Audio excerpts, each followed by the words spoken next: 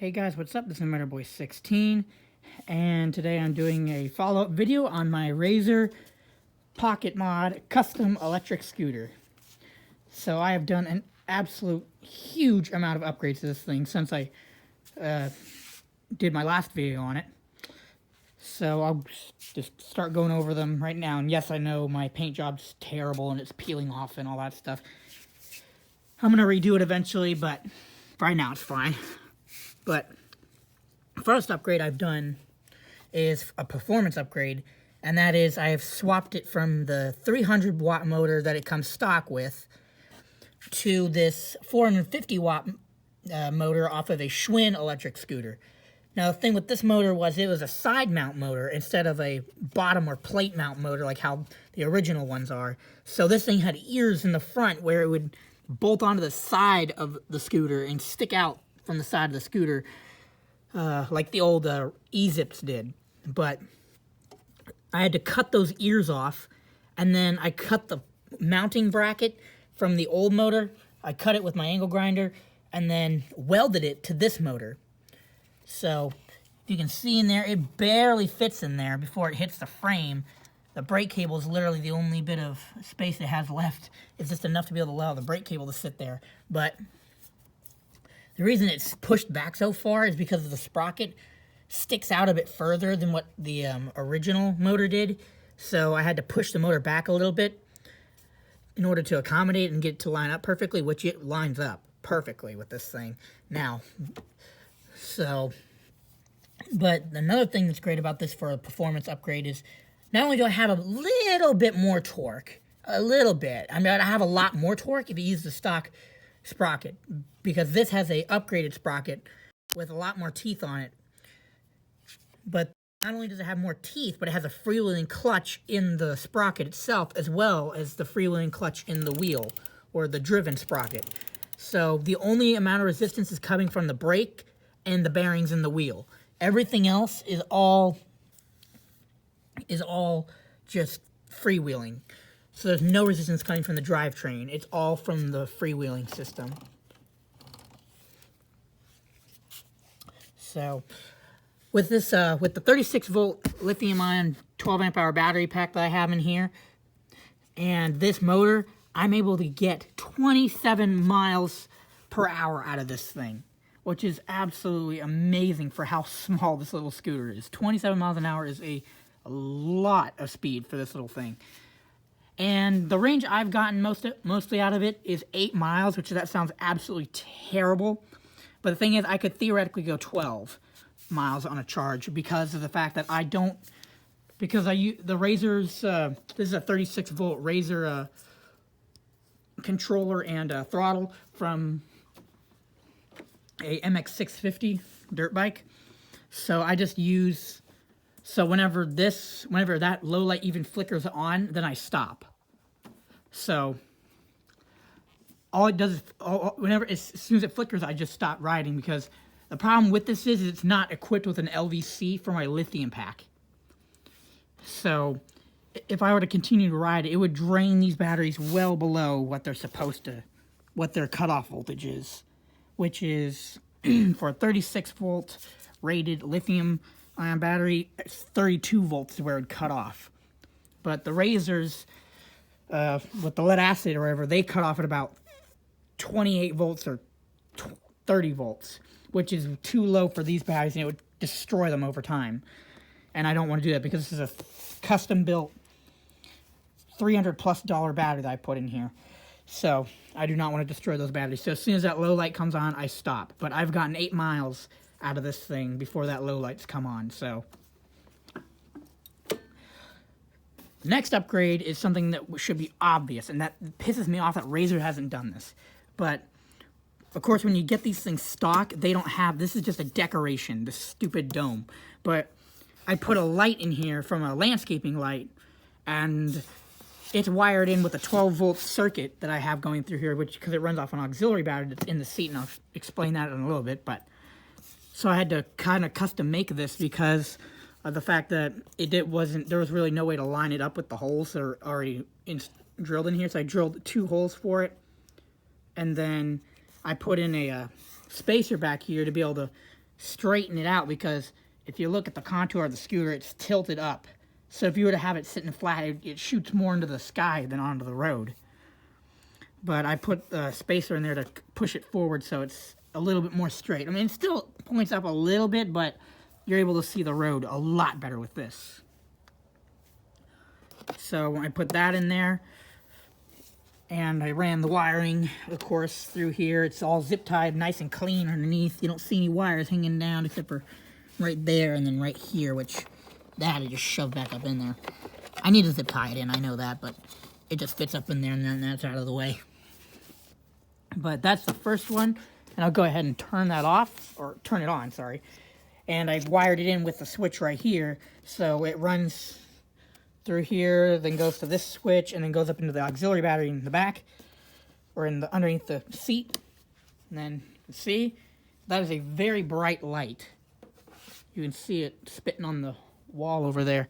Hang on, I'll go ahead and move this out into the dark, because I'm right in my garage driveway here, so move it out into the dark to explain the rest of it.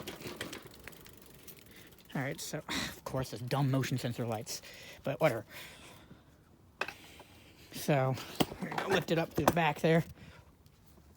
So, if I turn it on, where is it? There you go. You can see it lights up very good. And I'll turn it off, and you'll see that it's...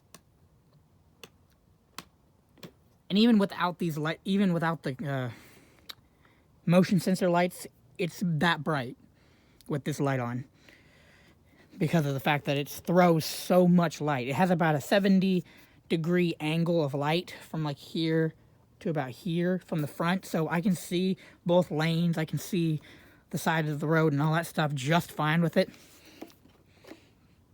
So the lights work. That light works great. And another light I've put on, which is wired in with that headlight, is a tail light. And a lot of people have done this, but most of them are all battery powered with something inside of here. This runs off of the same 12-volt circuit coming from that light and going into this. So this is a fish tank 12-volt LED array, so it already has a step-down converter in it for the LEDs that are inside of there. And this is a custom built. I custom built the brake light. This is just a tail light off of a golf cart. I took the halogen bulbs out of it and put in these LED things in there, which that was a pain in the neck, but I did that. So it runs off of the auxiliary 12-volt battery. But this is something that a lot of them don't do, or a lot of people that do these upgrades don't do, is I installed brake lights, which the brake lights are a couple of, I'm not sure if you can see them in there, you probably can't, but there's like two cob LED strips in there that run the brake lights. And unfortunately, those I have to run a 12 to 5 volt converter, because of the fact that they don't have a converter built into them for 12 volts. But if I lift up the seat, you can see my wiring, which is an absolute horrendous mess. You can see that it's a mess, but this is the converter that I used. It's just a car cigarette adapter for an old iPhone thing, but it has a USB port on there, so I have onboard USB charging for my phone if need be. So that's definitely something you don't see on all these scooters. And eventually what I'm going to do is, once I get a proper battery, or what I'm going to do is actually get a converter from 36 volt down to 12 volt, and I'm going to run all this stuff underneath, and then just have like a little dongle that goes up here and then sticks out the front that I can plug in my phone. But this is a 12 volt battery that runs off of it. It's just a 5 amp hour lead acid battery that I have encased in here, so that way it doesn't bounce around and scratch up the battery and hit all the wires and all that stuff. But yeah, so that's the 5 volt regulator for the brake lights, which the brake lights run off of the original brake switch. But unfortunately, I can't run the brake light and run the brake switch, because of the fact that the controller thinks that whenever you have the brake light hooked up that you have a short, which is how this thing turns off the motor whenever you're driving and you hit the brakes. So you just have to let off the throttle and then squeeze the brakes, but it's just like a regular motorcycle. And I've never needed that assistance from the scooter before with it cutting off the engine, because I always let go of the throttle whenever I use the brakes. But made use out of that part that I don't use anymore by hooking it into the brake circuit. And that's a pretty bright light. I mean, this is like these lights are almost as bright as regular car lights, if not brighter than some. But yeah, that's pretty much it for that. And this is something I'm really pleased about, because I have seen a lot of people do this, but they're with really crappy little dinky little horns. This one's a decent horn I put on here, so I wired that in to the 12-volt circuit, and it's just hot glued to the side of my battery gauge. But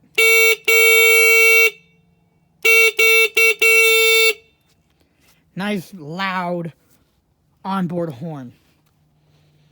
So this thing's literally as street legal as ever for a Razor. All we need to do is put in some blinkers and then actually put on a little license plate or whatever. If I really, really did want to make this thing street legal, just put on a little license plate and then bam, I'm street legal. I can drive on the roads. But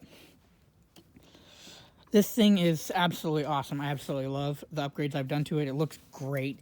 And the thing is, it's clean. That's what I like about it, is it looks very clean with the upgrades I've done. There's not wires hanging all over the place and all that stuff. The messiest part is in the seat, but you never see that unless you open it up. I mean, it looks like a bone stock Razor scooter, except with the lights in the front and the back. But it has the brake lights, has the tail lights, has the headlight. And the nice thing with the brake lights is it runs all the time. So if I don't have the lights on, which I have the switch down there, if I didn't already mention that, just flip those off. Tail light's not on, front light's not on, but brake lights still work. So it works really good with all that stuff.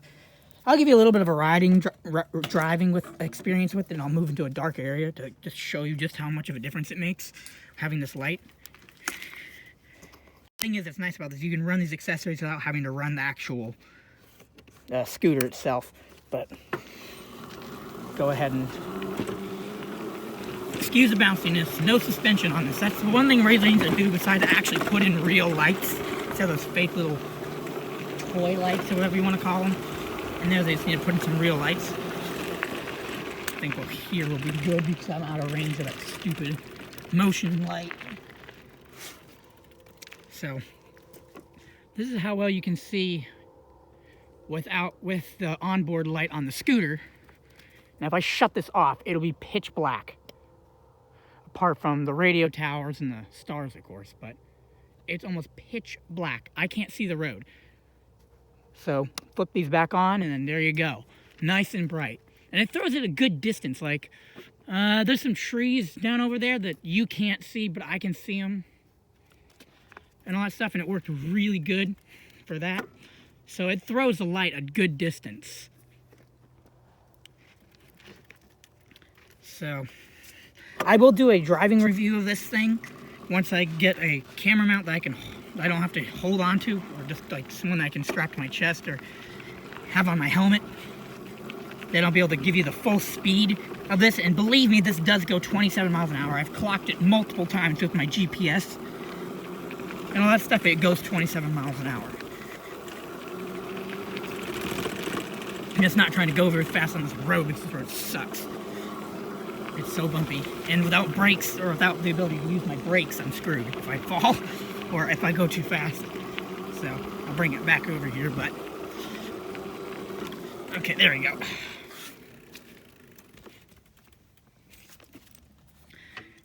But that's pretty much it for now. Anyway, I wanted to show you guys this because I think this looks so good. It looks so clean. It looks like like this was done professionally, even though this is all, like all these upgrades I did, they were all from just parts I had lying around. None of this stuff was from a kit. This is all stuff I had to wire in myself, pretty much build myself, get the wire length right myself, and a lot of stuff. I had to do all that by myself without any kit or anything like that. And like I said, this brake light is all custom. Nothing stock about that light or the front headlight on this thing. So anyway, I hope you guys enjoyed. Please don't forget to comment, like, and subscribe. And I'll see you guys later. Stay cool, YouTube. Bye.